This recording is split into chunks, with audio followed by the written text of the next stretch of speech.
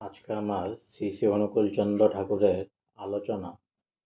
তাই শুরু করার আগে বলুন জয়গুরু। চলুন শ্রী শ্রী অনুকূলচন্দ্র ঠাকুরের আলোচনা শুরু করি। শ্রী শ্রী ঠাকুর উঠে পিছন দীক্ষার দরজা দিয়ে বাড়ির মধ্যে প্রবেশ করলেন। দরজা দিয়ে ঢুকতে ঢুকতেই শ্রী শ্রী ঠাকুর মধুমাখা স্নেহ কণ্ঠে ডাকলেন, বড়বো ও বড়বো। শ্রী শ্রী বর্মা ব্যস্ত সমস্ত হয়ে হাসি মুখে এগিয়ে আসতে আসতে বললেন, এই যে। হাতে তার একখানি আসন। শ্রী শ্রী বর্মা আসনখানি দাওয়ায় পেতে দিলেন। শ্রী শ্রী ঠাকুর সেই আসনের উপর বসলেন। সানুদি তার কাছে এসে দাঁড়ালেন। শ্রী শ্রী ঠাকুর সোহাগ জড়িত কণ্ঠে বললেন, লক্ষ্মী সোনা, মানিক শুনু, তুমি এত সকালে নিয়ে ফেলেছ। সানুদি, মার সঙ্গে চান করেছি।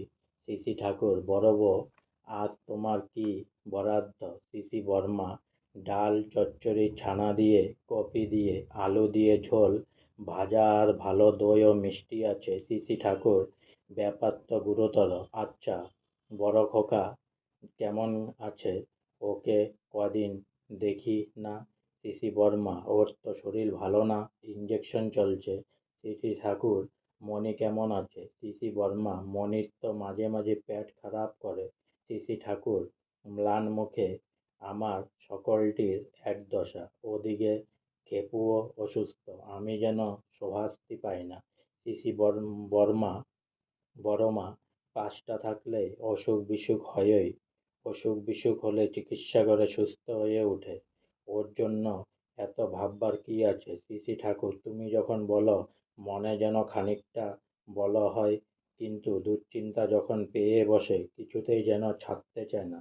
আজকে আমার শ্রী শ্রী অনুকূলচন্দ্র ঠাকুরের আলোচনা এখানেই সমাপ্ত হলো। তাই পুনরায় একবার বলুন জয় গুরু।